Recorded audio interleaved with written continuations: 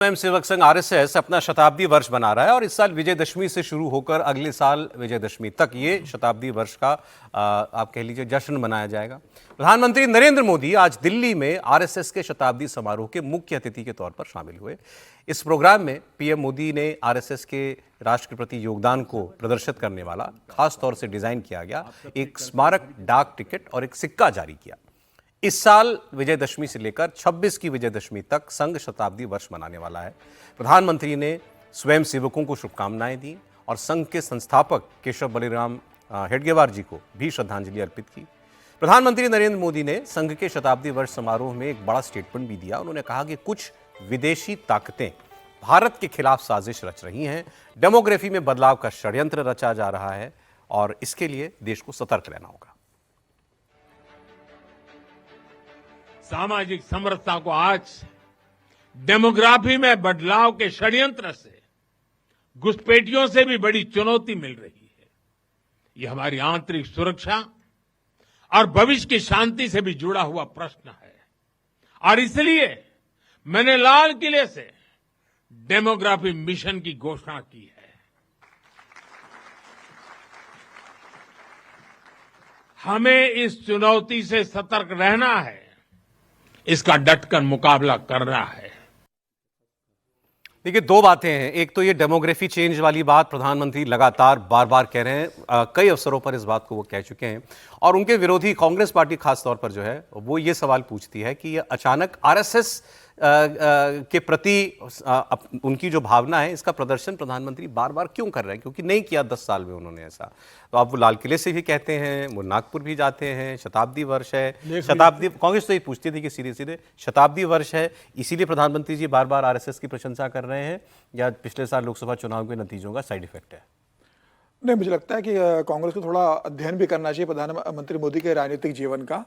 जब 2001 में नरेंद्र मोदी जी गुजरात के मुख्यमंत्री बने तब उन्होंने जिक्र किया था कि मैं संघ का स्वयंसेवक हूँ, मुझे जो दायित्व पार्टी और संघ की तरफ से मिलता है मैं करता हूँ। संघ ने मुझे कहा आपको भारतीय जनता पार्टी में जाना है, मैं भारतीय जनता पार्टी में आया। पार्टी ने मुझे मुख्यमंत्री के रूप में जिम्मेदारी दी, मैं मुख्यमंत्री के रूप में जा रहा हूँ।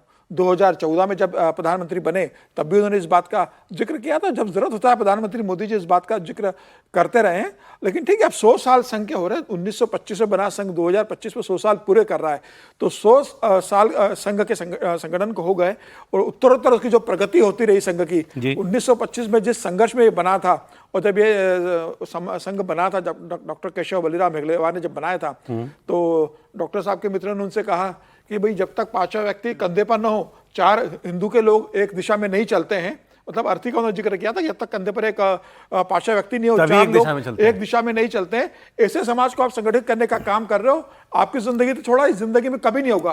तो हेडगेवार ने कहा था नहीं ये होगा और संघ करके दिखाएगा। अब ये सवाल ये है सर कि ये प्रधानमंत्री का इस कार्यक्रम में भी जाना, वैसे इसमें मोहन भागवत जी नहीं थे दिल्ली के इस कार्यक्रम में, यहाँ सरकारेबाद थे, लेकिन संघ के भावी सरसंचालक तो थे सर, दत्तात्रेय होसबोले जी, हाँ वो थे इसमें। तो ये स्वाभाविक है आना शताब्दी वर्ष में प्रधानमंत्री का बार बार आरएसएस की तरफ बात करना। शताब्दी वर्ष है और प्रधानमंत्री तो खुद भी प्रचारक रहे हैं, तो वो उनका, और वैसे आप देखें तो मोहन जी और मोदी जी दोनों एक ही समय में संघ में रहे। दोनों का जन्म भी एक ही साल हुआ है, एक महीने में हुआ है। आपकी किताब भी आ रही है, नया हमारी किताब सुना आ रहा है, वो अंग्रेजी में अभी आरएसएस के 100 ईयर्स पर ही है, वो 100 years journey of Indian right.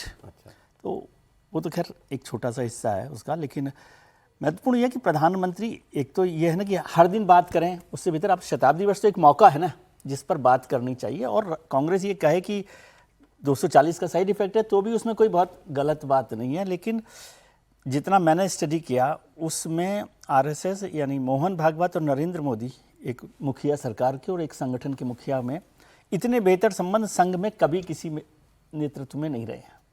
हमारे यहाँ तो इतनी कंट्रोवर्सी स्टोरीज चली है कि नहीं बनती साहब संघ की, नहीं बीजेपी की नहीं बन रही है। हाँ, नहीं, जितना मेरे को समझ में आता है उसमें दोनों लोगों में कोई उस तरह they are on best of terms और उसमें कोई कारण नहीं है। यदि सरकार के कार्यकाल में देखें तो संघ के जितने एजेंडा पर काम हो सकता था वो काम मोदी सरकार ने किया। सर बाकी दोनों की बात आ जाएगी, तो शॉर्ट में जी आज मोदी जी का जाना इस कार्यक्रम में, नहीं मुझे लगता है कि ये कोई जाना खबर नहीं है, न जाते तो खबर होती। और आरएसएस का 100 वर्ष हो गया है, आरएसएस की ही वजह से नरेंद्र मोदी यहाँ हैं। ये कोई मतलब कोई बार बार कहे तो नहीं। और नरेंद्र मोदी ने अपने हर पॉडकास्ट में, हर इंटरव्यू में, महाराष्ट्र में मराठी भाषा का एक सम्मान का कार्यक्रम था, उसमें शरद पवार के सामने हर वक्त डॉक्टर केशव राव बलिराम हेडगेवार और संघ की बात की है। चलिए, मैं संघ के अभी जो टॉप पर दोनों हैं उनसे वो फोन कॉल की दूरी पर हैं हमेशा। चलिए, ये बात ठीक, आप सर आ गया बस। क्या ये संघ की मेन स्ट्रीमिंग हो रही है, मैं ऐसे पूछूं? संघ मेन स्ट्रीम में है, कुछ लोग स्वीकार नहीं कर रहे थे सत्ता की वजह से, अब सत्ता बदल गई तो मजबूरी में स्वीकार कर रहे हैं। देखिए, आरएसएस की वजह से नरेंद्र मोदी प्रधानमंत्री हैं और नरेंद्र मोदी की वजह से आरएसएस का भी विस्तार हुआ है पिछले 10 सालों में हर जगह।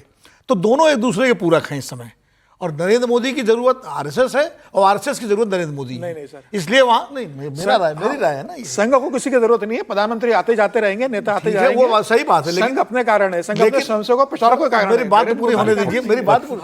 जब नेता होता है तभी संगठन आगे बढ़ता है। अटल जी नेता बने तब संगठन आगे बढ़ा, नरेंद्र मोदी नेता बने तब संगठन आगे बढ़ा, वरना 1925 से लेकर के 1996 तक संघ की सरकार नहीं बन पाई भारत में। जब अटल बिहारी वाजपेयी नेता के रूप में है तब सरकार बनी। संघ हमेशा से मेन स्ट्रीम में था। आप मानते हैं वो कह रहे हैं संघ हमेशा से मेन स्ट्रीम बिल्कुल नहीं था, मैं नहीं मानता। अब आया मेन स्ट्रीम में। यही वो सोच है जो विनोद जी कह रहे हैं। तो ठीक है, कैसे मेन स्ट्रीम में नहीं है? डॉक्टर केशव राव बलिराम हेडगेवार विदर्भ प्रांत के कांग्रेस के नेता थे या नहीं थे? तथ्य के तौर पर कांग्रेस के नेता थे ना। और मैं यही तो कह रहा हूं, यानी संघ बनाएगा कोई और कांग्रेस छोड़ देगा तो उसकी मेन स्ट्रीमिंग नहीं होगी। संघ को समाज की जरूरत है, किसी के मेन स्ट्रीम की परिभाषा अलग है, मेरी अलग है।